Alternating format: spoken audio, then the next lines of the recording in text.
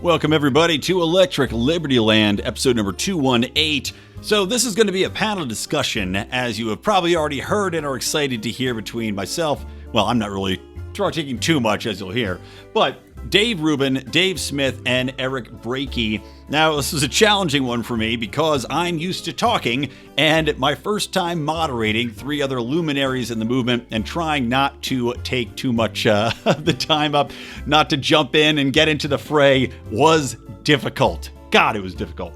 Now, you could have watched along live and seen me struggle on video in our private Facebook group, which you join by going to patreon.com/Lions of Liberty for as little as $5 a month. So join us now. All the bonus content will be yours for the taking. And also, guys, I will put in the show notes at lionsofliberty.com/episodes/ELL218, the former debate between Dave Smith and Eric Brakey, so you can see that that whole thing play out, should you be so interested, as well as my last interview with Dave Rubin talking about pill popping. All right, let's get into it. Welcome to Electric Libertyland, here on the Lions of Liberty podcast, your weekly shot of culture, comedy, and liberty with your host, Brian McWilliams.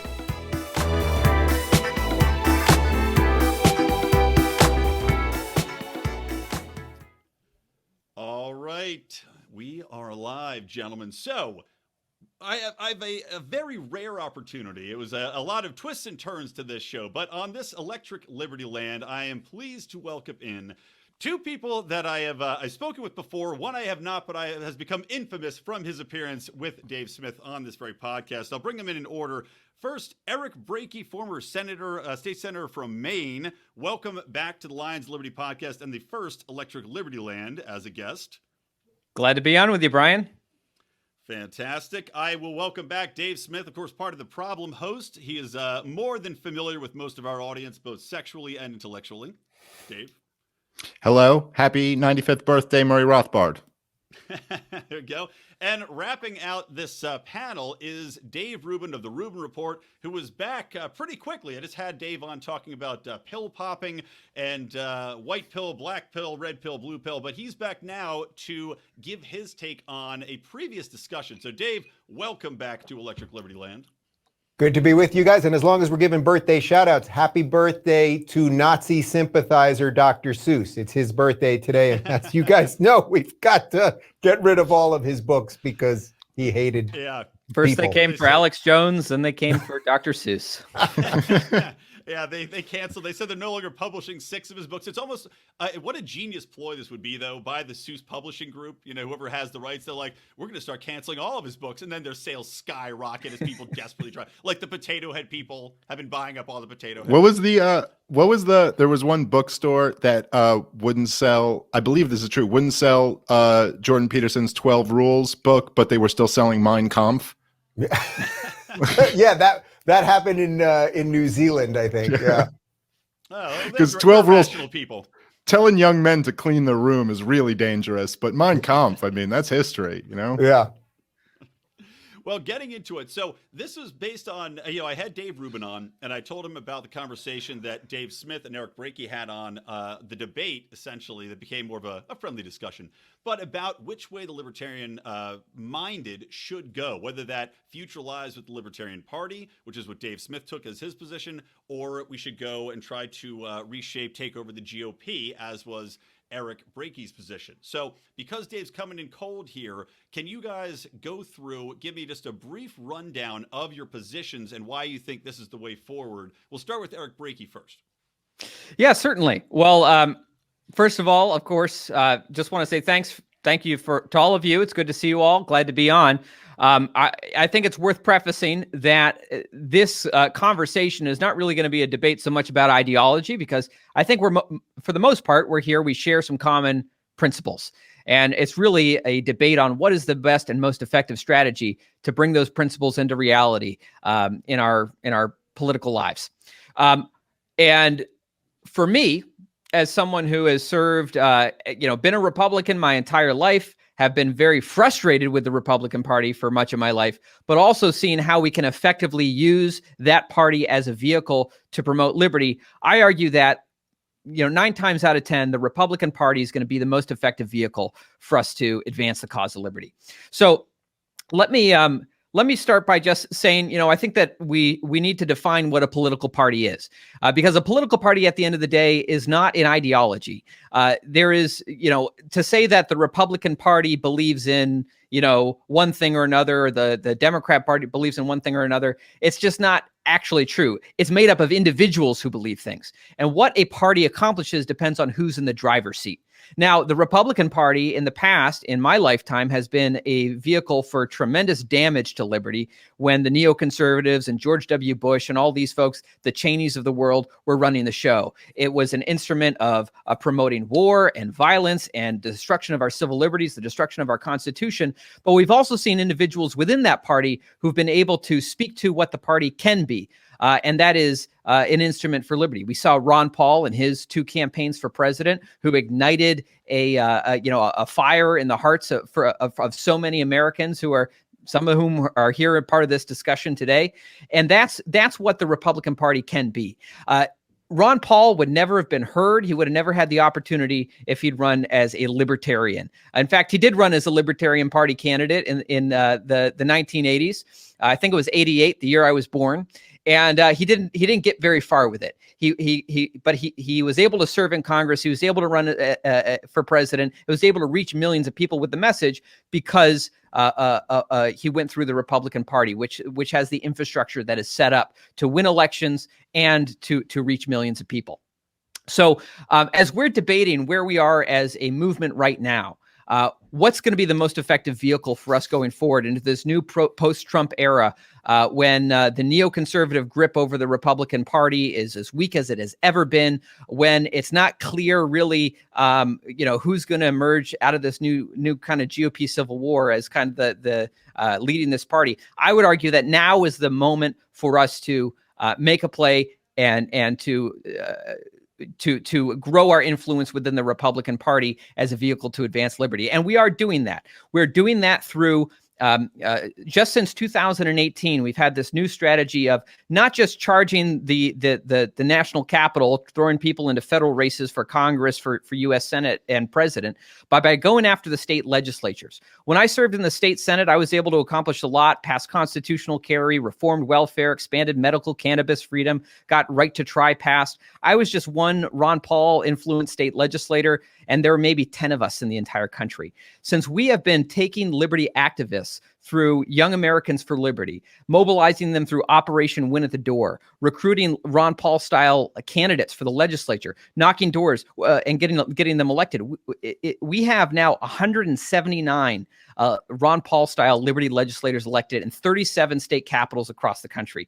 This strategy is succeeding like we've never seen before, and I think that we need to keep pushing forward with it. All right, Dave Smith, what's up with the Libertarian Party? What's bringing to the table here? All right. Well, let me just start by pointing out that Eric used the analogy of charging the Capitol unironically in that opening. So I feel like he should lose at least a couple points politically for that. Yeah. There you go. Politically. Okay. Let's just it invokes other imagery for John Brennan and Nancy Pelosi listening, and this is a political storming of the Capitol through the election process. All right. Fair enough. If we hear a knock at your door midway through the podcast, we know what's happened. Well of you. All right. Well, I guess I could just I'll just maybe spend my time giving some boring libertarian platitudes and then asking Dave Rubin if he's going to vote for me.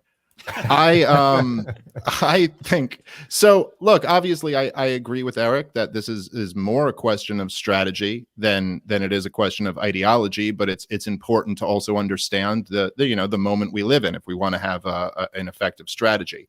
And I suppose, look, let me say this. Just because I'm probably going to spend some of the time on this show trashing Donald Trump and trashing the state of the conservative movement, I'm really not, for anyone who knows my stuff, and I imagine a lot of people listening do, but for those of you who don't, and Eric knows very well, I am not somebody who could be described as suffering from Trump derangement syndrome. I'm really not that person. Donald Trump was framed for treason by the CIA and the FBI and the NSA and the corporate press and all of the insane Democrats and Republicans. He was absolutely, I mean, it was just the craziest thing that's ever happened. He was set up. He was lied to by deep state spies about the troop levels when he was trying to pull people out. I mean, Donald Trump, and I will say I will always be eternally grateful to Donald Trump for destroying once and for all the Bush and Clinton crime families. And if for nothing else, he deserves our praise for that. I suppose where I really find a disconnect with what Eric was saying is the idea that this strategy is working.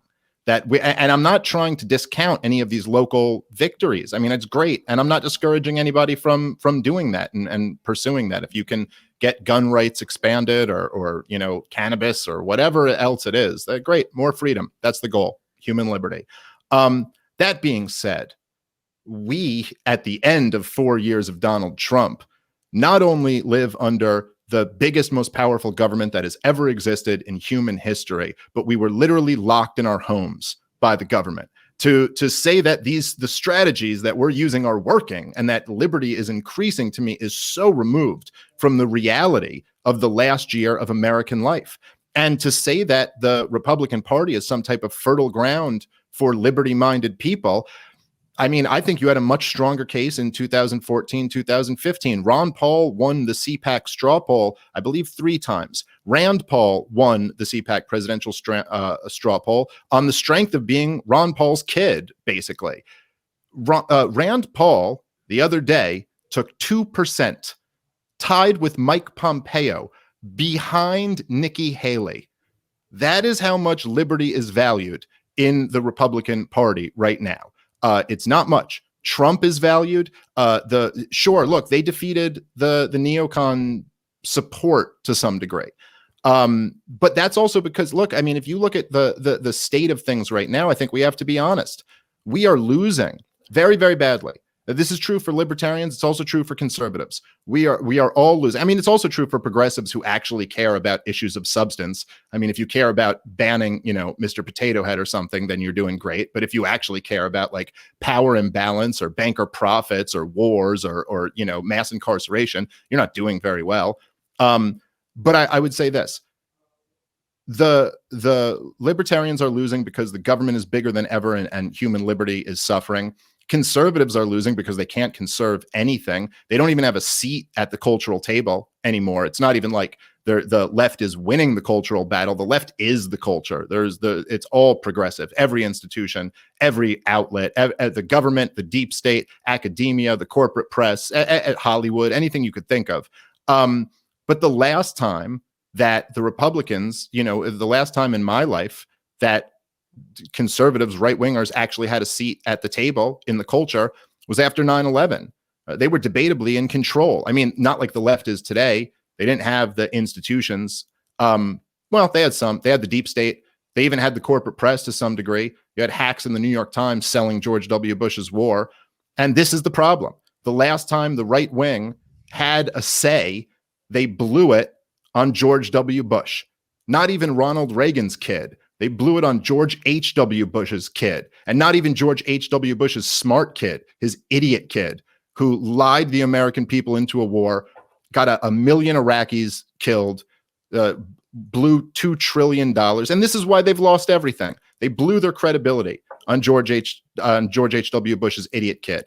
And I'm sorry, I'll wrap up here. But the truth is that it's easy to be against the dominant culture. And we should be, because this dominant culture is a threat to all of us, and the state is a threat to all of us. But I actually think that trying to take over the Republican Party and make it an instrument for small government is Einstein's definition of insanity, trying the same thing over and over again. And it has never worked. It's not going to work. It's designed not to work. What we can do is take all of the energy we have here, put it into a party that we can take over like that, and make it something that actually stands for something that can actually move the needle of the cultural conversation towards the issues that matter. And I think that is a better strategy, certainly on a national level going forward. So I'll just start with that.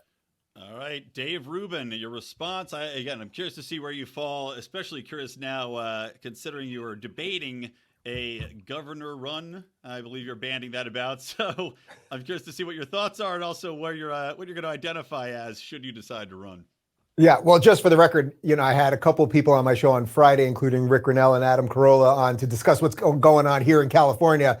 And Carolla said that he really will consider it. And I don't think he's totally bullshitting. I would much prefer Adam Carolla to do it than me. I mean, I think for all of us that kind of talk for a living, it's like we're good at communicating ideas to people, which help frame things so people can think about their lives in an interesting or effective way. The idea of like me waking up at 4 a.m, they're like, the nuclear power plant's melting down.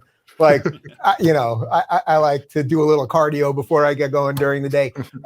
So first off, let me say, I agree with the premise that you both started with, which is that this is about strategy, not about ideas. I'm sure we have little differences of opinions on this or that, maybe related to immigration or even some stuff on taxes or whatever. I think that's sort of a separate issue here. This is about strategy, like how do you increase liberty in this country in a time, as Dave just said, that it's on short order and getting shorter by the second.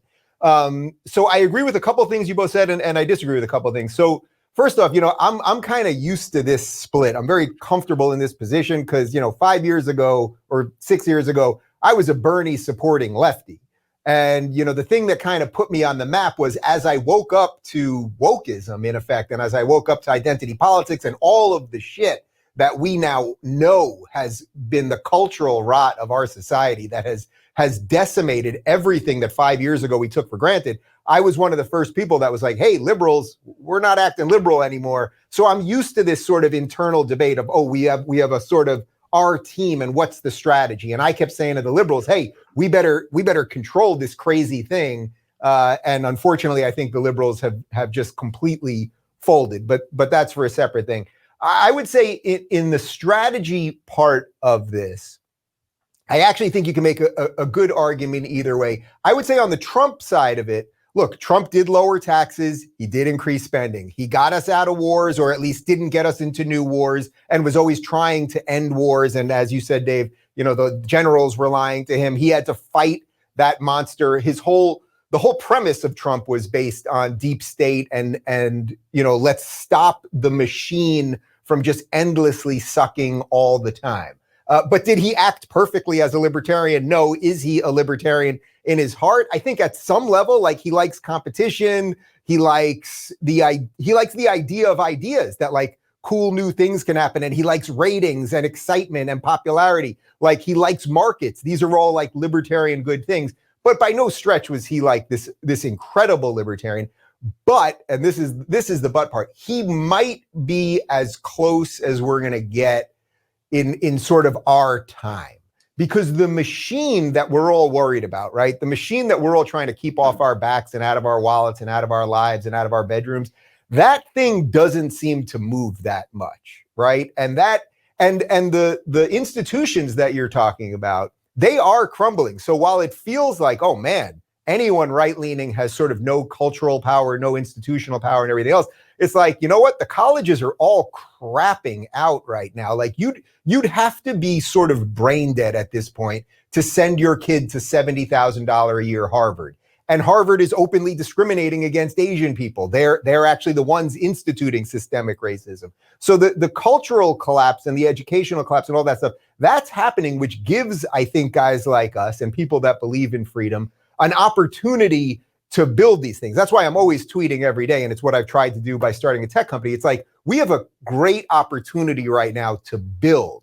So to wrap this all up, I would say the strategy part of this, my inclination is that the Republicans sort of, like, I don't consider myself a Republican. I'm obviously not a Democrat anymore, but I don't consider myself a Republican.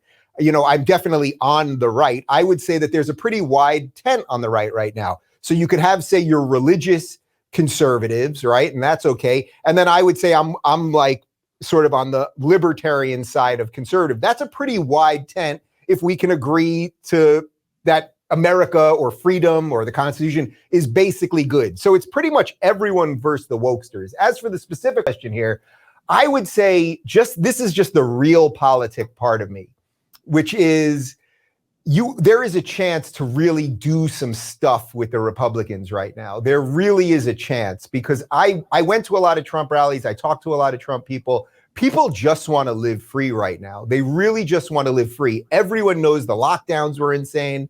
Texas is opening up as we speak right this second. They're ending it right this very moment. Like, I'm here in California, Newsom, it's an abject disaster. And when I meet people that are apolitical, that don't consider themselves Democrats, Republicans, probably didn't even know who the vice president was 5 years ago, they're suddenly talking about freedom. So just the realist part of me is just going, hey, we can really move the Republicans right now. It doesn't mean that the party's good.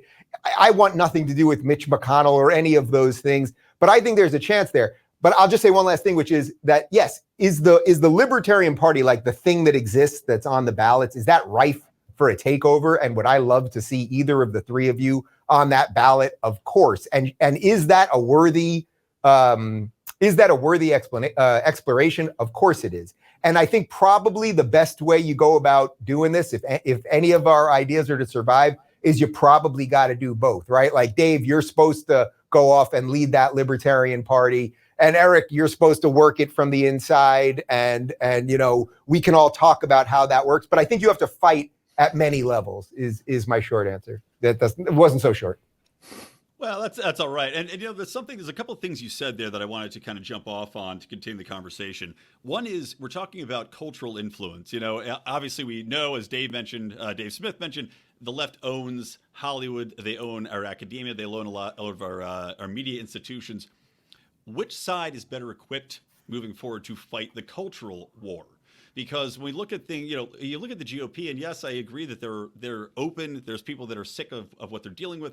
But I wonder if that well is so poisoned to so much of the population that trying to fight from that point of view is just going to fall on deaf ears and basically result in nothing. Whereas maybe from a libertarian perspective, because it's basically been silent for so long or ignored, there might be a little bit more ability for people on a broader spectrum to listen to that cultural messaging. Real quick, I want to take a break to tell you about some messaging, and that is messaging from one of our sponsors, Zippix Toothpicks, nicotine-infused toothpicks. I have been raving about these for quite some time. Actually, I was just at a bar on Saturday night. Yes, I was inside. No, I didn't have a mask on. And there's people smoking. I'm shooting pool with a buddy of mine. And we pull out these toothpicks. And I tell you, as always, they are a hit. We were talking to some gentlemen, baseball coaches, and hello, Sean, if you're listening out there. I think he's listening to the podcast right now after meeting me. But, it's amazing when you see people gravitate towards these because they taste good, they got the hand-to-mouth feel, and you get that little buzz as if you would be smoking a cigarette, but without all of the taste, the flavor, the stink of it. You can do it in public. You're not going to be judged by people. No one's the wiser. But not only that, I've been telling you about the B12 caffeine-infused toothpicks, which are absolutely dynamite. They make my hangovers a million times better, and I think they will help you as well. So check those out. Use promo code LION at checkout for 10% off your order, guys. Zippix, Zippix toothpicks.com. All right, let's get back into it. Thoughts on that, gentlemen? Well, I would say that you have to examine the reason why the Republicans lose the culture war constantly and why they've been losing and losing and losing. And if you don't think about this, then you're just going to keep applying the same strategy and keep losing more and more ground. And I, excuse me, I don't completely disagree with Dave. I mean, I do think that the system is falling apart and a lot of institutions are spinning out of control. But I would say that that the libertarian understanding of the culture war has to do with many of the issues that the Republican base, although they've rejected the neocon foreign policy in many ways, they have completely given up on any semblance of caring about big government. That is just not an issue that Republican voters care about at all. Donald Trump and the Republicans had Congress. They had the executive branch. They increased spending from Obama's levels. We couldn't even get them to hold spending at Barack Hussein Obama levels of spending. That is a sign, a clear sign that they just don't care about this. And in fact, over at CPAC, they were basically all bragging that they wanted to give out bigger checks than the Democrats wanted to give out. I mean, that's the world we've entered into now. And as the Republicans are trying to outcompete the Democrats in being big spenders. And the issue, how this is related to the culture war, is that this is really the central source of it. And there's many sources, but this is the central one, is that government has gotten so big, so out of control, and just enormous and so consequential that we have to fight a culture war every 4 years over who gets to control it. Because the truth is, we have many different cultures in America, but we have two very distinct ones, the left and the right. And there is no amount of social engineering that is going to make rural Alabama have the same culture as downtown Brooklyn. Okay. But one side is going to win and rule over the other side every 4 years. And this is what motivated so many people to vote for Donald Trump. And this is what motivated so many people to vote for Joe Biden, that they don't want to be ruled over by the other guy. And the only answer to somehow call a truce in this culture war and somehow lower tensions, because really no one's going to win, short of a bloody civil war, no one is going to dominate the other side. The only answer is to decentralize, reduce the size and scope of government. And this is an issue that Republicans have clearly no appetite to even pretend to take on as they once did. I can give you a little bit of silver lining, which is that as I started locals.com, which is my tech company, I've been fundraising, obviously. It's just part of it. You have to do it. And I've been spending a lot of time in Miami because that's where all the refugees from Silicon Valley who created so much of this mess, right? They created all the tech companies that became these giant behemoths that censor everybody and the rest of it. Then they realized when they looked at their capital gains tax, because they're always voting for Democrats, not that the Republicans are so great. Now they're all fleeing the homelessness and the drug use, and just San Francisco has just utterly collapsed. Well, they've all moved to Miami and they're all moving to Florida, right? And why are they moving there? They're moving there because there's lower taxes. It's much better for business, obviously. The weather ain't bad, all that stuff. What I can tell you is this, and I had a bunch of dinners with like pretty up there people in that world that does create so much of the culture, or at least it's not Hollywood creating in that way, but it's the piece that allows us to see what is culturally relevant, that sort of thing. A lot of them who 3 years ago absolutely would have said they were liberals or absolutely would have said they're progressives, they look like they got hit in the face with a frying pan. Like they cannot believe that their life has been upended by the things that they voted in, to the point that they had to move their families. And it's not just one person or two people. It's a ton of people. I'm sure you guys all know people that are getting the hell out of Cali, getting out of New York. So the silver lining, I think, is that, and this is the hope, is that the people that are fleeing these states that do have influence over the culture, but not only the culture, the institutions, meaning that they will build the next great tech, that they will build the things that will be decentralized so that we can free ourselves from Twitter and Facebook and YouTube and everything else. They are waking up. Now, can they make the full move and suddenly go, oh, yeah, I really am, in essence, a libertarian? And we can always whittle what that full definition is.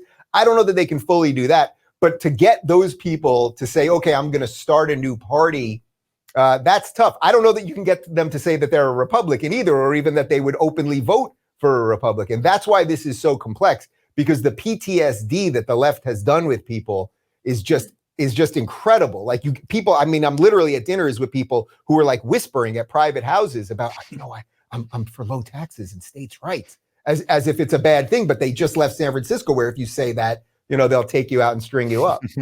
Yeah. Well, I want to get back to something that Dave Smith said, which is about radical decentralization, which to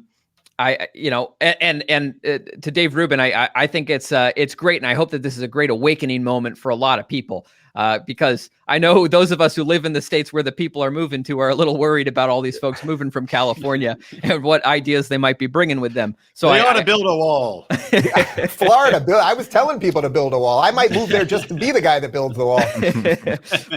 But to radical decentralization, I want to get to what Dave Smith was saying, which is, for the most part, I absolutely agree that is the only way out of this culture war. where I think we kind of agree perhaps on the diagnosis. The diagnosis is that we are continually giving more and more power to Washington, D.C. And so we have this kind of Game of Thrones now where everyone just wants to claim the Iron Throne for themselves to dominate everyone else and to impose their world and cultural view on others. So the only way out is decentralization, recognizing that Maine is different than California, different than Alabama. Every we're a collection of societies, not one big blob of people, as Tom Woods would say.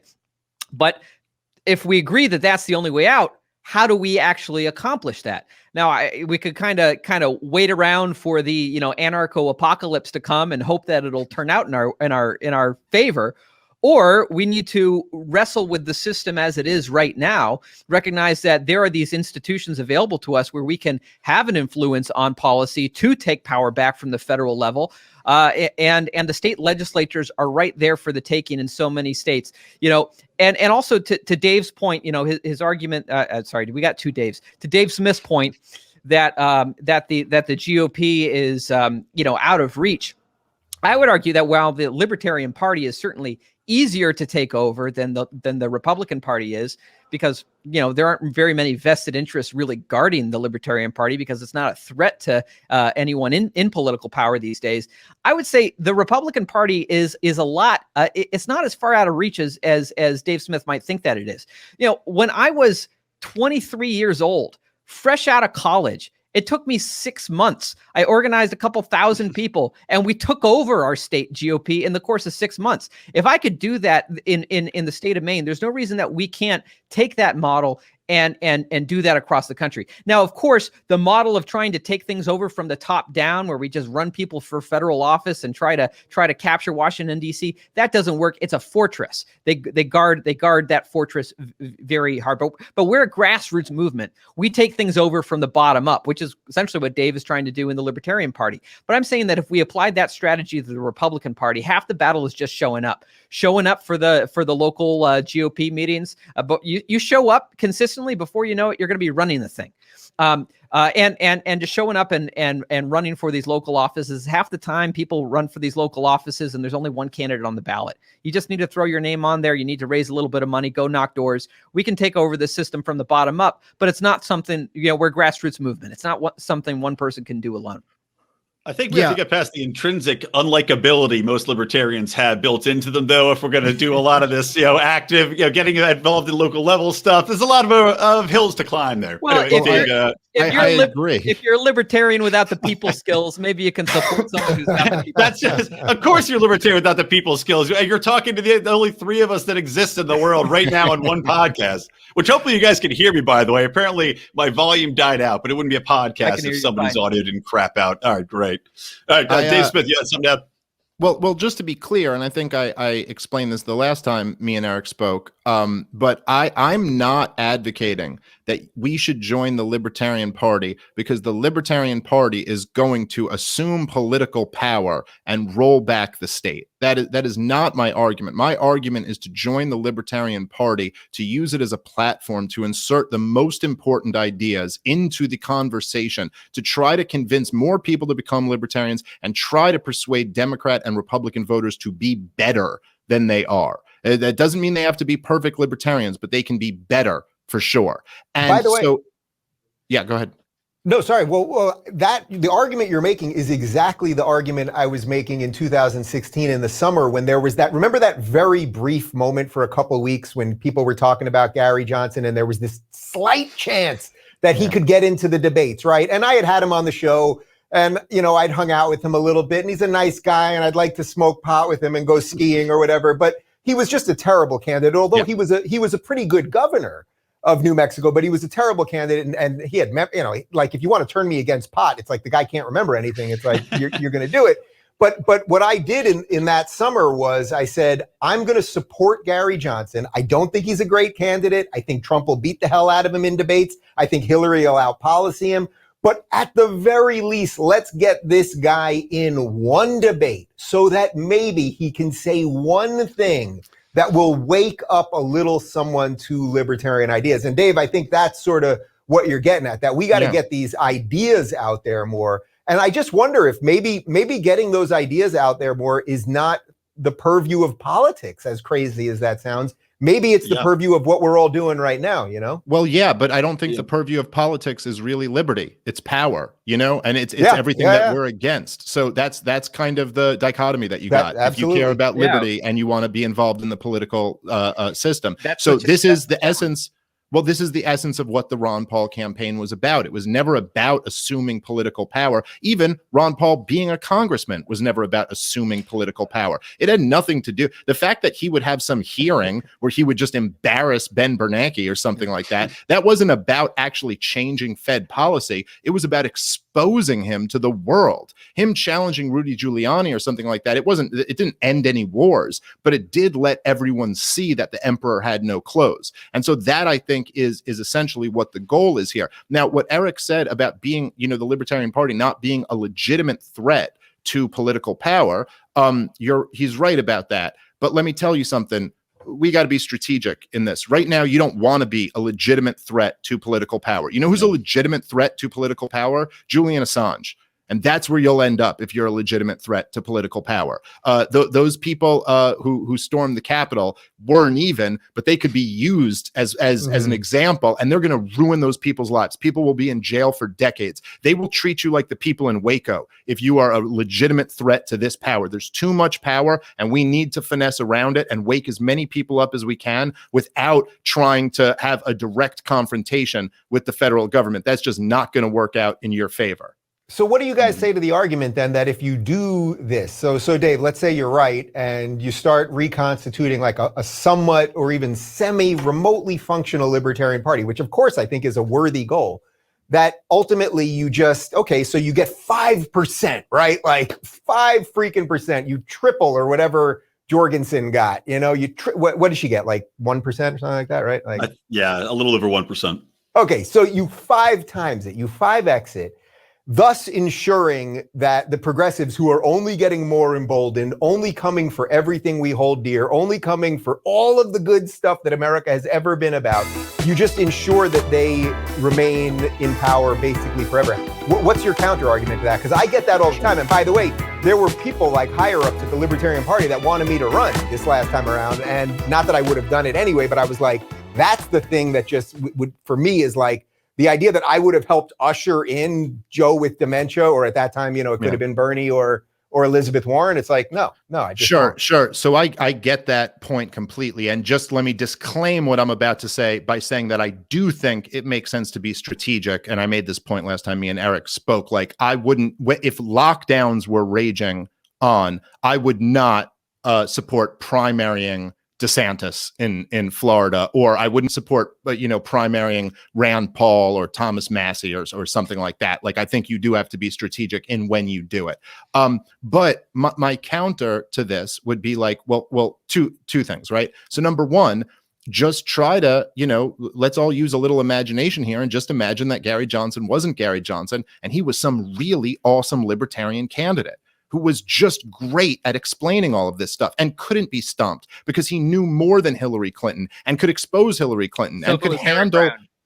Yes, right. Like, let's say it was Harry Brown and could handle Donald Trump, could handle like that, like someone who was actually built for that moment. How powerful that could have been. What an opportunity there was there. What a force that person could have been. I mean, look, man, like ideas can change the world. Thomas Paine just wrote pamphlets, like that you can do a lot of things by just really compelling people with some moving ideas. Now, in terms of the direct to your point about getting Democrats elected, I mean, that is a real, risk and a real reality of the situation. But I would say this. The idea that Joe Biden, you specifically mentioned getting Joe Biden elected. Joe Biden ran for president twice before. He never cracked 1%. Yeah. He was a joke. He's an idiot. He's a bumbling fool. He's a plagiarizing, lying, just clown. Don't forget the sniffing of the hair. He likes to sniff young girls' hair. Don't forget that. He is. It's not just that he loves to sniff children. It's that after it became a scandal that he was sniffing children, he still refused to stop sniffing children. Like he's got some issues. He doesn't want to be a flip-flopper, man. You got to stick to your guns. No, I do. I admire the consistency, but I'm just saying. So there was no chance that Joe Biden ever could have been elected president, except that Donald Trump whether all his fault or not, ended in the most disastrous year in modern American history. Look, Barack Hussein Obama getting elected in the year 2000 or even 2004, age issues aside, would have been unthinkable. It's only because George W. Bush was such a failure that Barack Obama was able to get elected. My point is that Republicans have been doing a better job of getting Democrats elected and radical Democrats elected than libertarians ever have. So there is a threat of this either way. And the system we have now with the duopoly is that it's going to swing back and forth. So you're going to keep building up the power of the federal government, and the Democrats are going to get their shot at it eventually. So let me build on this, because I think Dave makes some great points, but I think there's a logical kind of next step in this, is that, yeah, this is the cycle. The pendulum swings back and forth between the left party and the right party. And, the sweet spot for the Washington establishment is to basically control both parties. And so that people feel like things are changing when things aren't really changing. Donald Trump, love him or hate him, and I certainly think there's a lot to, be desired there, but he was, for the first time, something different, and kind of showed that, like, we can have a real choice. Now, I want the next go around on this cycle, because this next go around on the cycle to be the choice is liberty. And we can do that. We're in the age of Joe Biden, in the age of Democrats controlling Washington, D.C., we're going to see a natural backlash. At least history would tell us we're likely to see a natural Republican backlash against this in 2 years. Now, we can say that, well, this is a false choice. We should be able to pick between more than just these two things, but this is the way the system is built. And so if we can predict that this natural wave is coming, then we need to ask ourselves, if we want to be in a position right now in this pivotal moment in American history to have an influence on the political decisions that are made, we need to ask ourselves, how do we position ourselves and our people in this movement to be the ones riding in on that wave? Yeah, but you're saying that Donald Trump proves that we do have a legitimate choice, but I'm really looking at the facts on the ground and seeing the exact opposite. Donald Trump proved that the voters have no choice. Yeah, okay, they could choose Donald Trump. I mean, yeah, sure. There's a few prerequisites there, like being the most famous human being on earth and being, a billionaire and like all these other things. But so, yeah, Donald Trump looked at the American people and said, don't you want to get out of all of these wars? And they were like, hell yeah. Why the hell am I sending my kids to go die in the Middle East to remake their societies when our federal government can't even fix Baltimore? Yeah, we want to get out of these.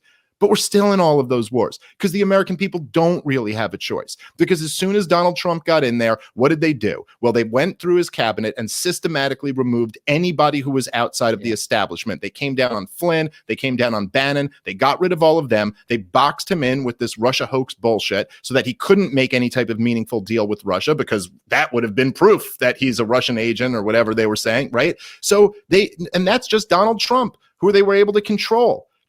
Imagine somebody who was really a threat to the establishment. We have no idea what they would do to them, but we could kind of guess based on Kennedy's career.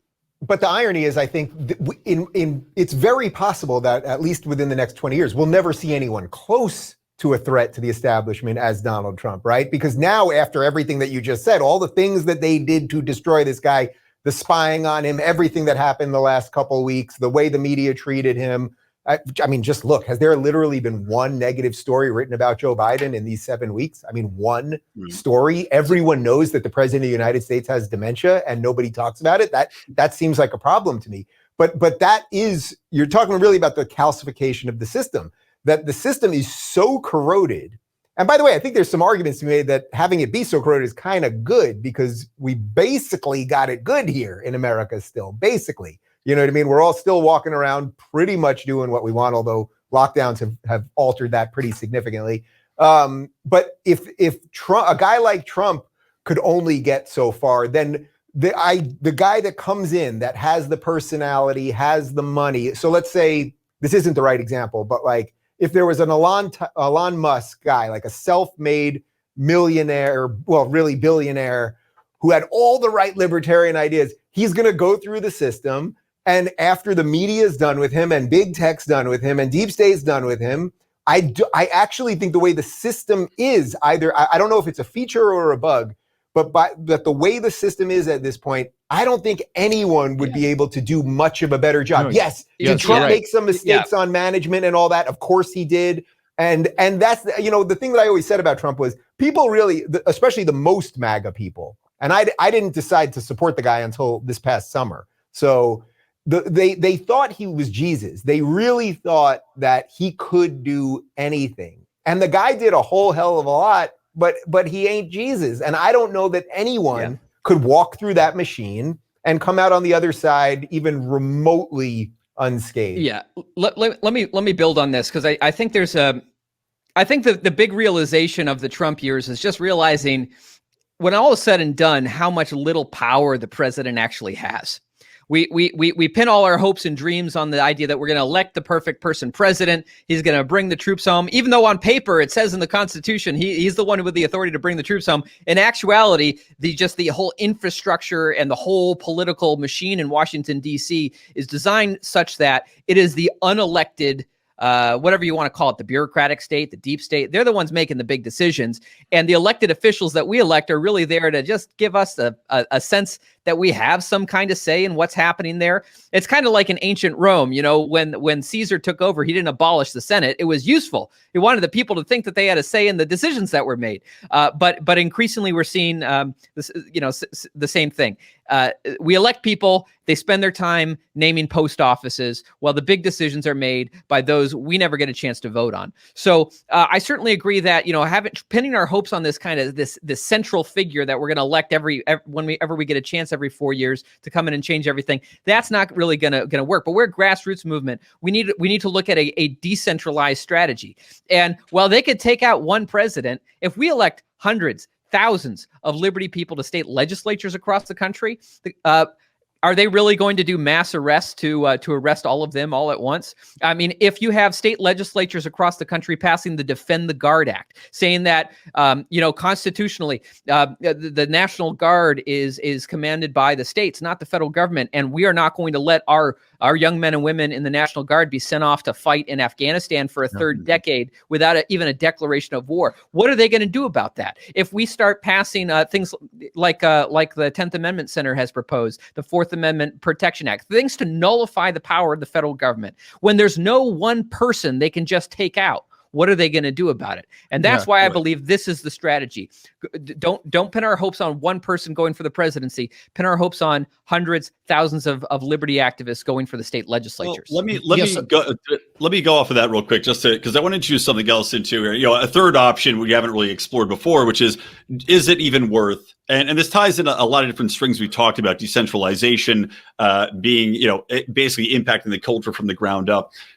Is it even worth? Thinking about the future, is it worth us trying to take over and alter the GOP, trying to redeem that image, trying to make the LP something that is viable, that is resonating within the culture? Or is it something, Matt Kibbe was just on our Monday's show talking about how, collectivism, collaboration is something that is powerful. It's hard to argue with. Is it worth trying to build up a new party, a collaborative party that is decentralized, that is not a political entity so much as it is a cultural entity, and try to appeal to a younger generation that is living through lockdowns right now? They have seen their rights taken away on such a basic and completely saturated level that they may be open to changing the way that we do things moving forward. Is that the way that we might want to look at things, instead of trying to put our efforts into changing these establishment types of political parties? I would say that the problem is the rules of the game. So unless you're giving up on the idea completely of trying to win and hold political office to influence policy, the way the game is set up is it's a plurality-based system. Whoever gets the biggest share wins. And in a system like that, a third party just can't really, for the most part, can't really compete. Right. Can't really but win. I guess I'm advocating not even to be a part. I'm not advocating for not having a political party in the sense of being competitive, because I think it's hard enough. Like we're saying, the deck is so stacked against the LP even getting a real seat at the table, that it's looking at it as decentralization and a grassroots movement wherein it might be memes, it might be pure messaging, it might be trying to reach people via social media and different ways of communicating that is not this top-down matter, but we're changing things fundamentally moving forward. I think that thing has already begun. Yeah. So it's like when we talk about the institutions crumbling, as I said before, like you'd really have to be out of your mind as a parent to say, I'm now going to fund my child going to Princeton or Harvard. Like, I think most sensible people agree that.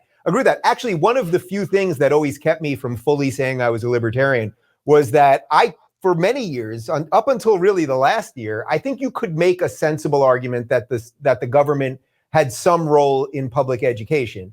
I never believed it, like at the Department of Education role, that we should have this huge federal monopoly on it, but I think you could make some state version of it.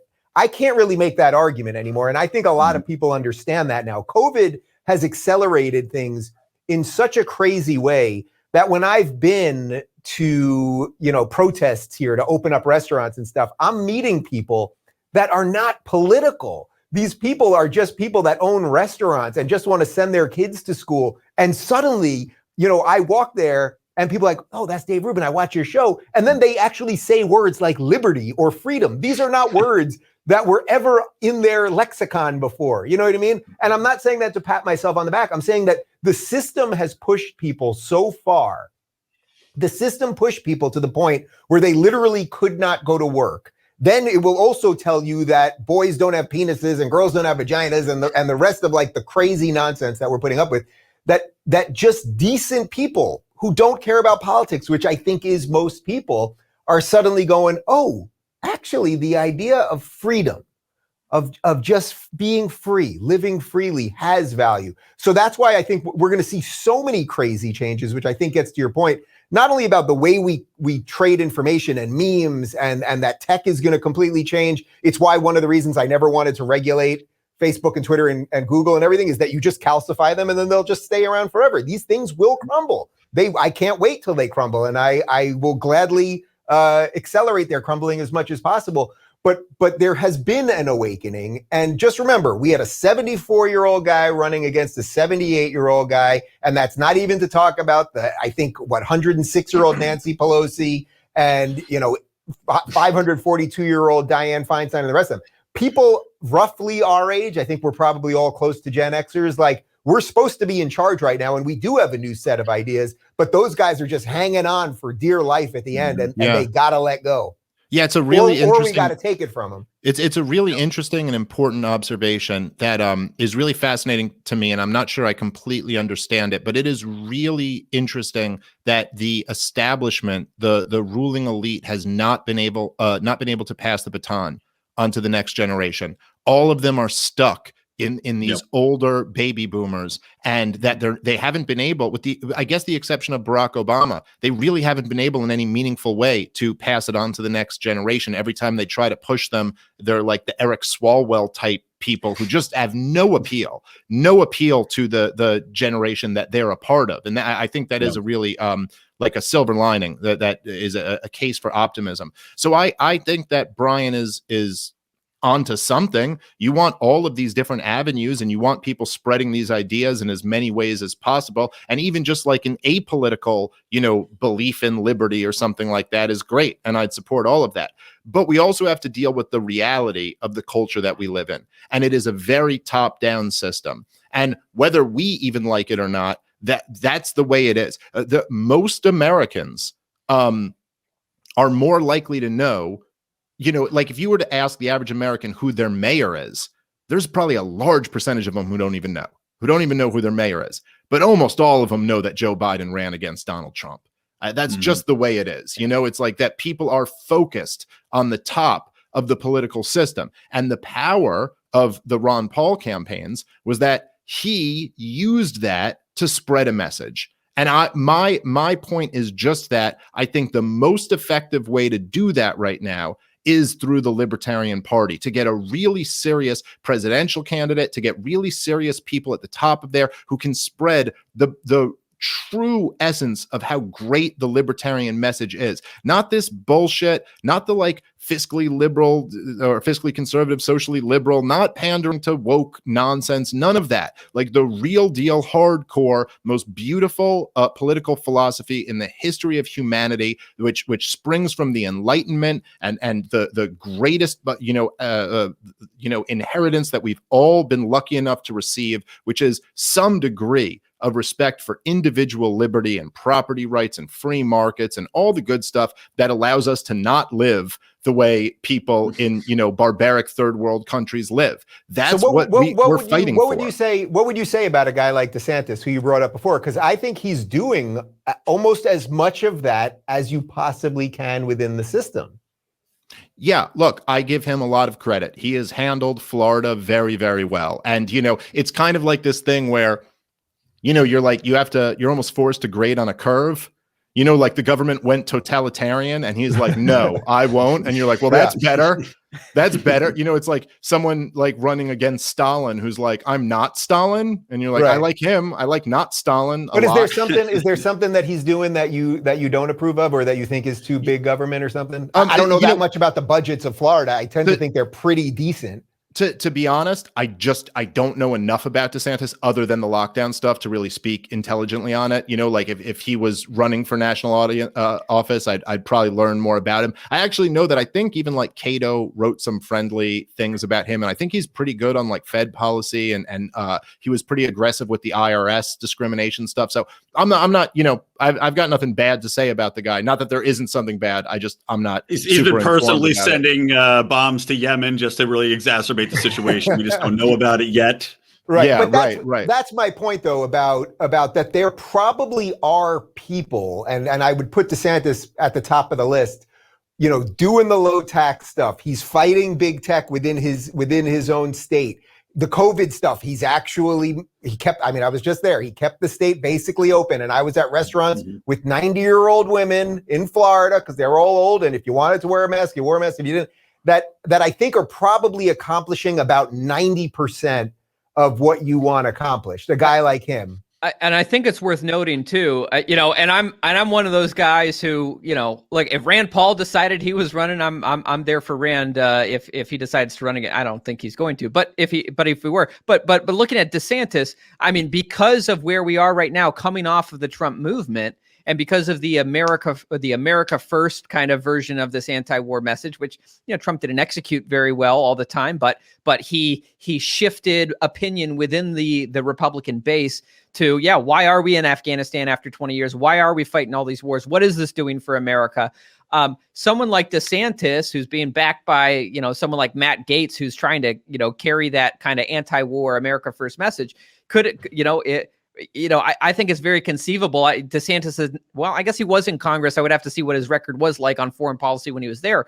But someone like DeSantis could conceivably try to take that America First message forward and continue with that growing anti-war sentiment in the Republican Party, especially when Joe Biden's administration is full of neocons. Yes, that's the key part. That's the key part. There's no reason to think that right now the Republicans are suddenly going to start being the party of war again. I get it that every couple of years we got to go to war because everybody's got to get paid. Like, I get that. But right now it's so obvious that is what the Democrats are, that I don't know DeSantis's record in Congress related to foreign policy either. But I'm guessing that a guy who has so much of the Trump support, who has so much of the, keep states open and low tax support. Like, I don't think we're going to find some skeleton in his closet, or suddenly he'd be like, I'm running for president. And guess what? We're going back to Iraq. Like, I just don't sense that would be there.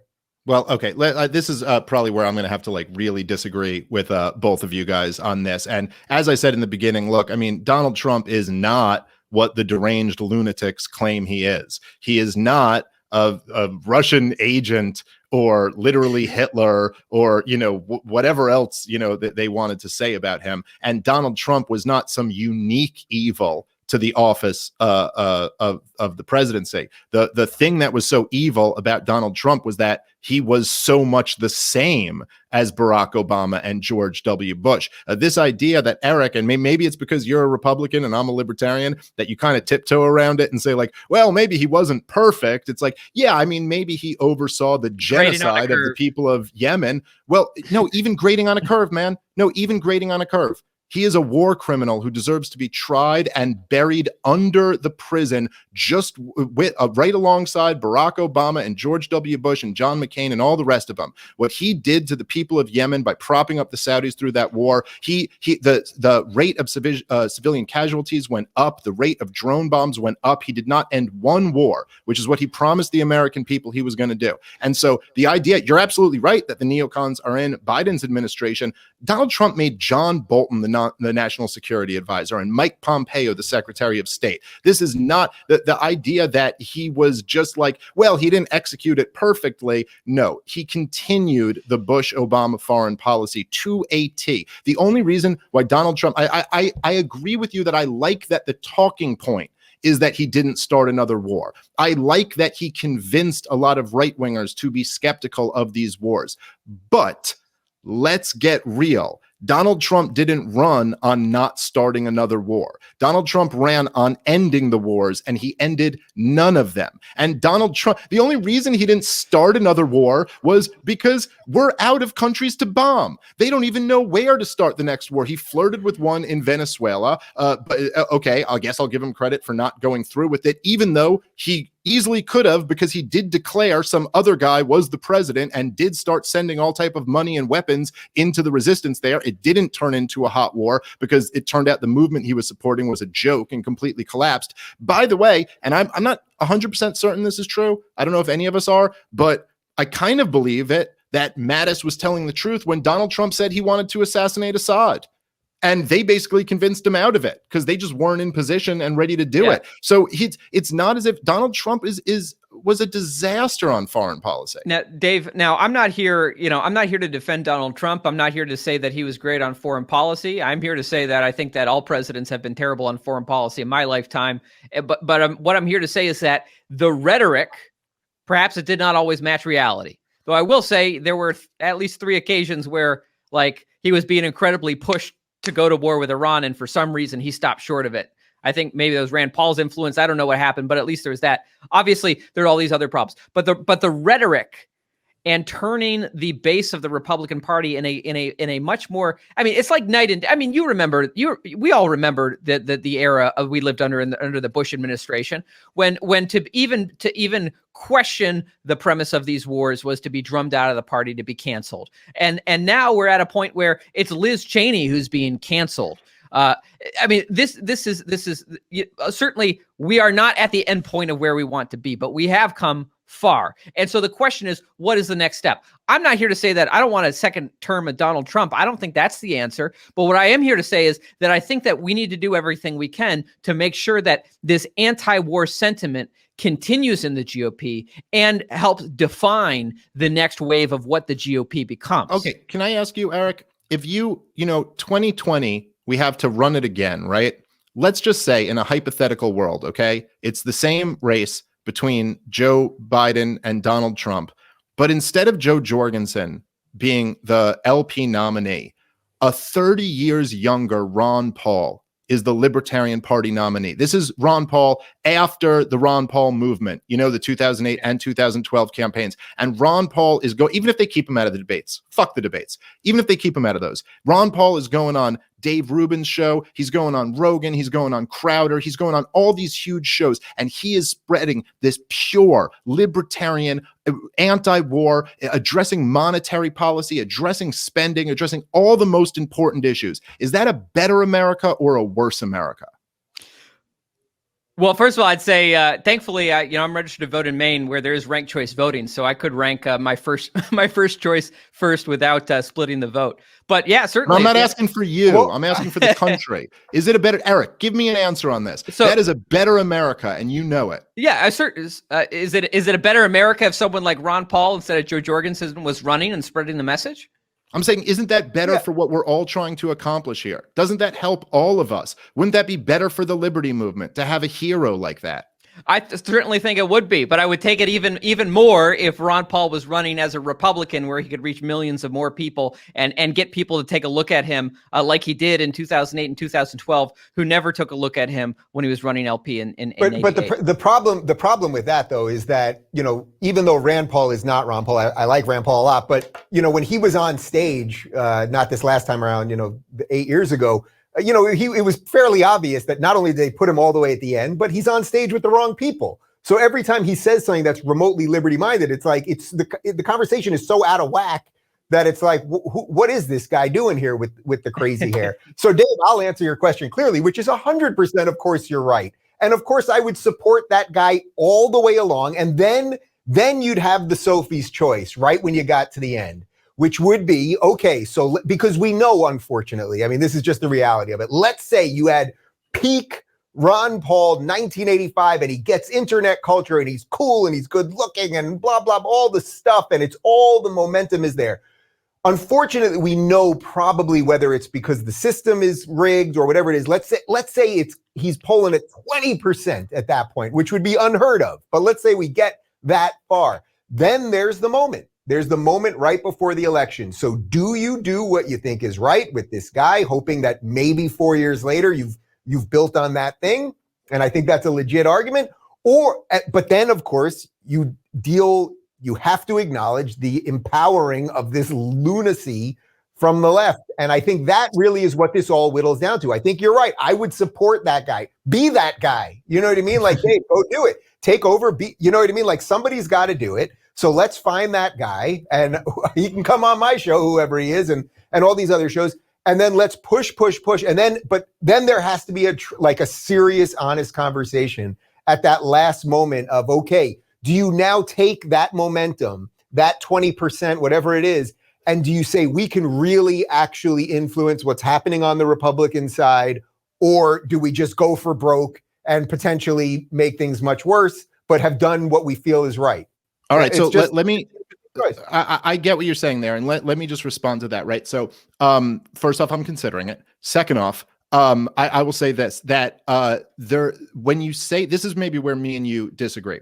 When you say that, because I don't even care about who someone votes for at the end. I really don't. Like, that's not what it's about to me. It's about, like I said, all Thomas Paine did was write pamphlets. It's about introducing these ideas and changing people's mind and inspiring the next generation and trying to save the country through changing people's minds, right? But here's why it's not even a tough choice for me at the end of the day, who I would vote for in that scenario, is that I just don't view things the same way. And I think that there's a little bit of a contradiction between all of us recognizing that the president doesn't actually have this type of power, and then also saying, but now do we really want to let Joe Biden and all these people in power? Look, all these people, the worst elements that we're all afraid of in a Joe Biden administration, they've been in power this whole time.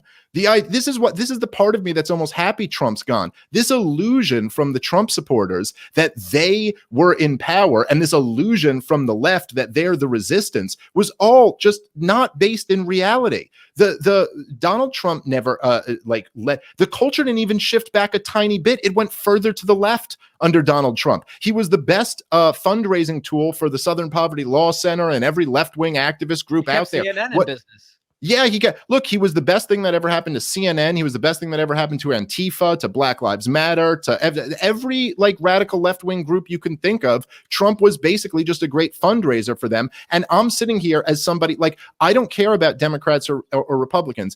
I care about human liberty, okay? And I'm sitting here while people are telling me we really got to make sure that Trump gets back in so we have human liberty. And I'm like, I was locked in my house for the last year. What are we talking about? What have I gained from this guy being in here? At least now that Joe Biden's in there, the right wing can be the resistance and actually be the resistance, instead of the left being this fake resistance where you're resisting the president, but you're in lockstep with the deep state, academia, the corporate press, Hollywood, and every friend that you have. And we can ride that. No, I'm out. Where are you? Jersey.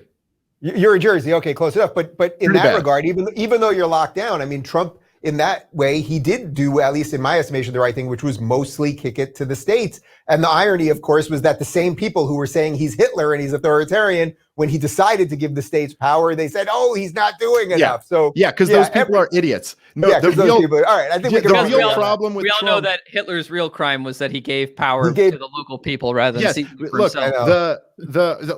I got called a Nazi sympathizer in the New Republic the other day. I'm the Jewish grandson of a Holocaust survivor. All these people, they're just insane. I don't even know what else to say about it. They're fun to dunk drunk on, but like, I don't know. They're just really insane people. No, right. So the problem isn't that he was Hitler. And the problem isn't that he left it to the states. The problem is that he also gave cover to the states by declaring a national emergency, by invoking the Defense Production Act. It's never what they're accusing him of doing. It's actually 180 degrees the opposite. It's not that he was too authoritarian. It's that Donald Trump had no idea how to wield power at all. He sat there and bitched about how the vote by mail was going to be fraudulent for fucking 6 months.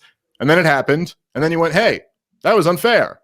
And they're like, okay, what's your plan here? He's like, bitch about it a lot. I don't know. He had no plan. Look, Donald Trump, the idea that they call him an authoritarian dictator, he was framed for treason by his own deep state, and none of them went to jail over it.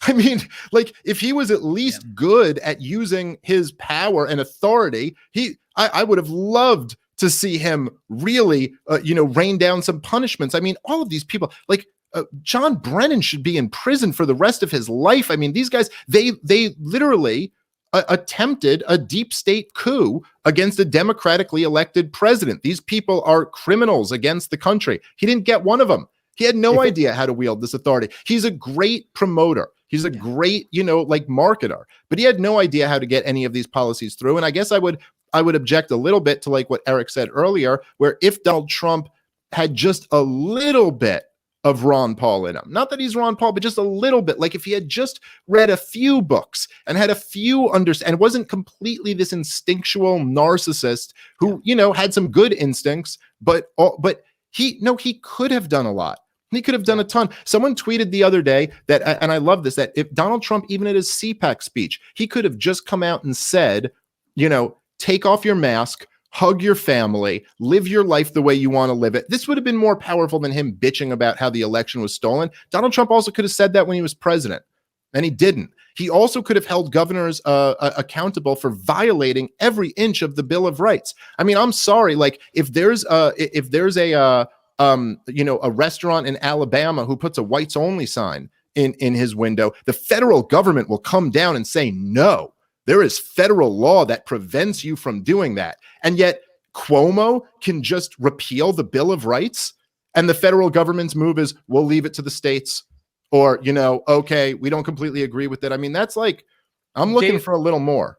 Dave, let me ask you, what do you think the last 4 years would have looked like if alternate timeline, Rand Paul won and he became president? He defeated Hillary Clinton. Do you think things would have played out differently? If Rand Paul had won and defeated Hillary Clinton, and I mean, honestly, like what I think is what I said on the last show we did. I think he would have been taken a convertible ride through Dallas. Yeah, I agree completely. That's the way I wonder a lot of the way. I'm glad he didn't win for that reason. Right. Yeah. I mean, if success comes to fruition for anybody within the movement, do we really think, seeing what happened to Trump, seeing how all these things play out, that we're going to be able to get to that end goal, which is, again, why I'm kind of falling back on the more grassroots, the more decentralized approach to try to change people's minds conceptually. And how many people do we know can we get into the FBI and the CIA? Can we start making that push? Can we just start getting people in the intelligence community? Brian, I'm with you. I just believe in using politics. Like, here's the thing. I'm kind of with Eric, too. I believe doing all the shit on the local level you can to get as much freedom as you can. And I don't care what party you use. If you use the Libertarian Party or the Republican Party or somehow the Democratic Party, I don't know how that would work. But if you could, go ahead. I mean, I think that might be a worthwhile goal. But what I'm really concerned about is changing people's minds and opening more people up to these ideas, and like really important ideas that never get inserted into the conversation unless we have a Ron Paul figure, like monetary policy, which nobody else is ever going to talk about or care about unless there's some compelling person up there explaining, which, by the way, is this whole thing. Like, it is so interconnected to why the woke takeover happened, why the left completely runs the culture, why, like, all of this stuff is all because, or in large part because, to put the wars on the credit card that George W. Bush wanted the last time the right wing asserted themselves, and they did it to slaughter people in third world countries. We had to lower interest rates down to like the Fed fund rate, like to 1%.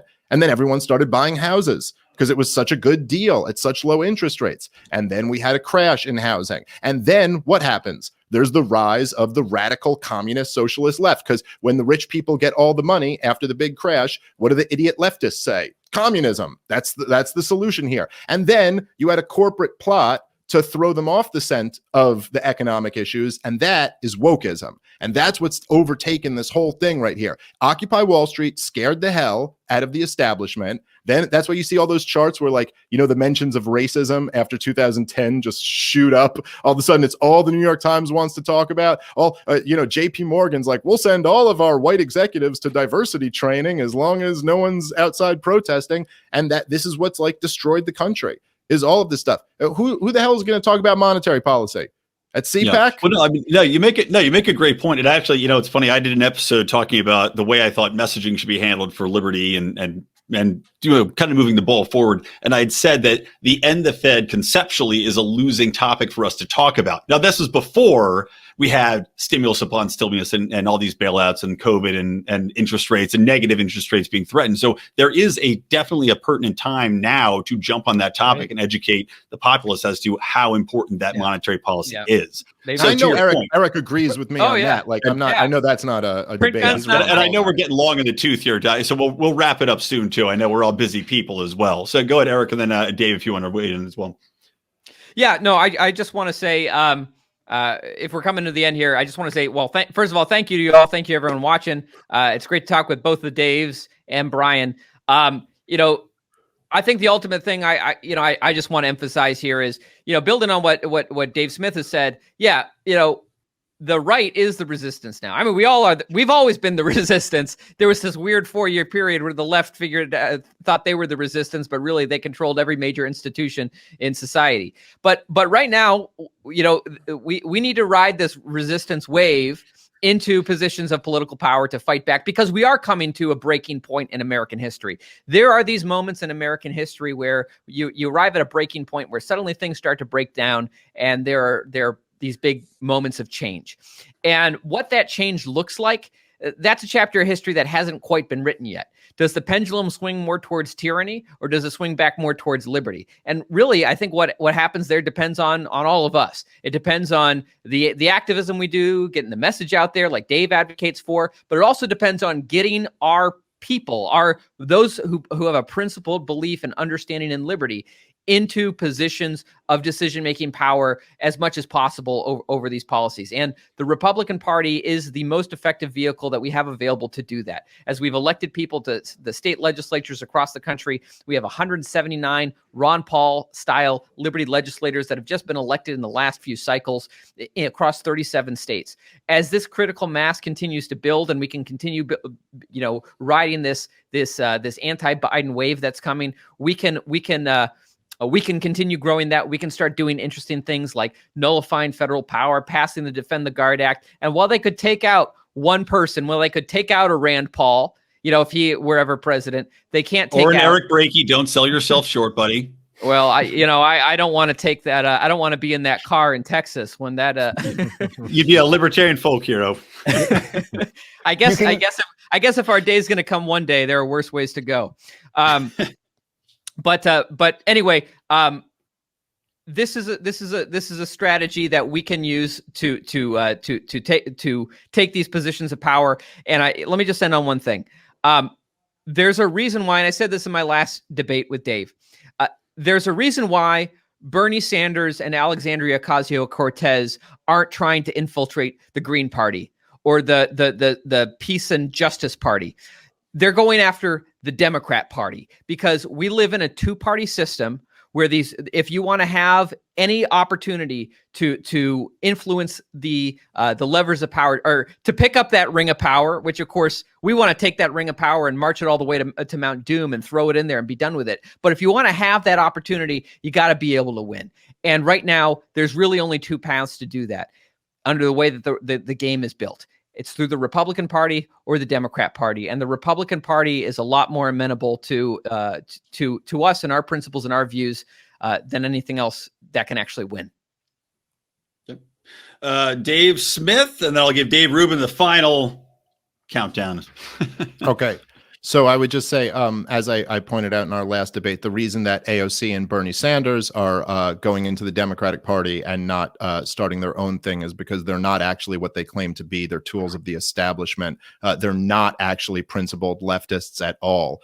This is Bernie Sanders and AOC will vote to support the military budget, even though they'll talk a big game about it. They'll vote for all the corporate welfare, even though that's supposed to be everything they're against. So I don't think it's a true comparison. And I also don't think that if you are in government and you're Bernie Sanders or AOC, where they're basically just going with the wind and trying to argue to go one step further. Like, it's one thing to go into an organization and argue, hey, we should have a little bit more power. It's a very different thing to go into an organization and argue that we should tear all of our own power away, give up our own power voluntarily. So I just don't think it's a fair comparison.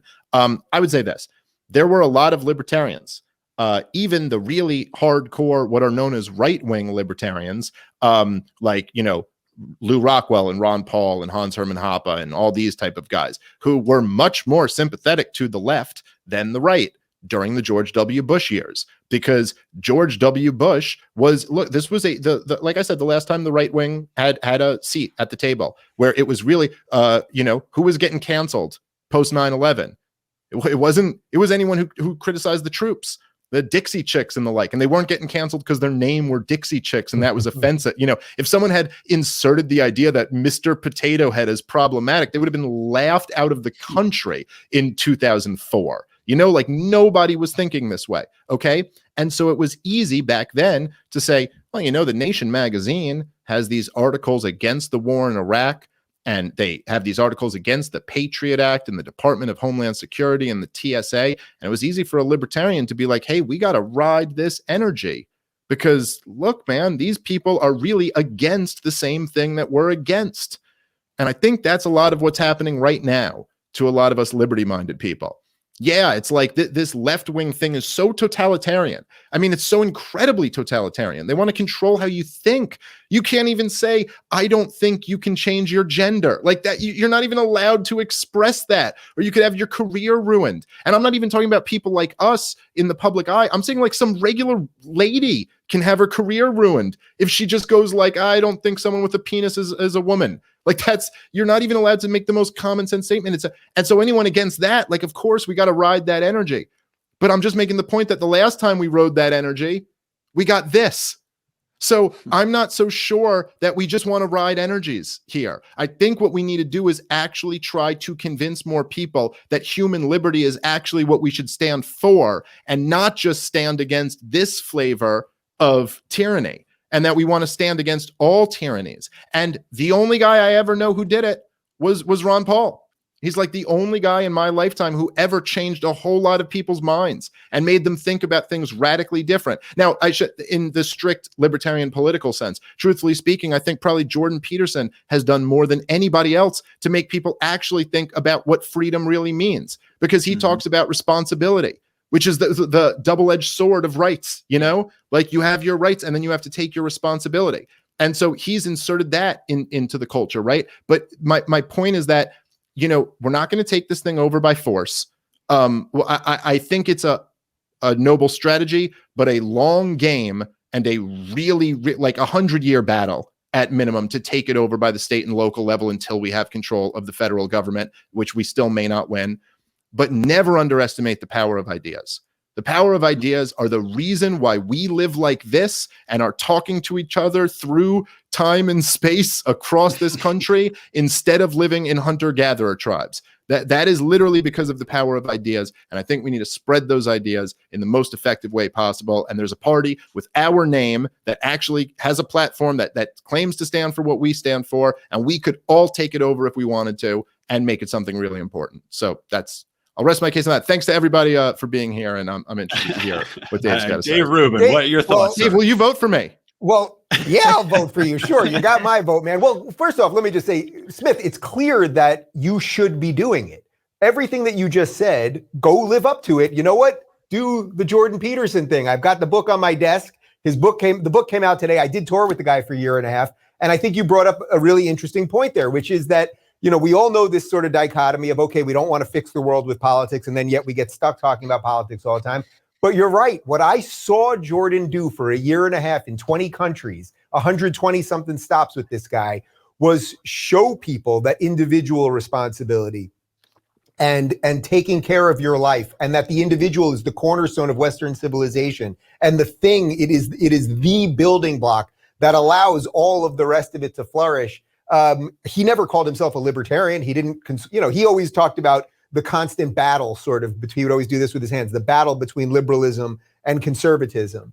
And what I saw this guy do was, through the power of ideas, get people to be better. So they didn't all magically become card-carrying members of the Libertarian Party overnight. But you know what they did? They started dressing better, and they got off drugs, and they mended relationships with their parents, and they got better jobs and a whole bunch of other stuff. And I say this as someone that I'm better for having done that year and a half of my life. So I think there's a lot of ways to win this battle. Yeah, take over the party. Take over the freaking party. Take it, run with it, build it. I'll support you. You come on my show anytime. And then at the same time, work with the Republicans like Ron DeSantis, who are probably doing 90% of the stuff while within the system. And by the way, that message of that you work from outside the system on the idea front, and then you work from inside the system at the granular level, that's what I would say about taking over everything, not just the political system, but how do we take back big tech? Is it just that you regulate it? Well, I know none of us want that, right? But is it just competition? Well, if they can blow up your servers, it's probably not just competition either.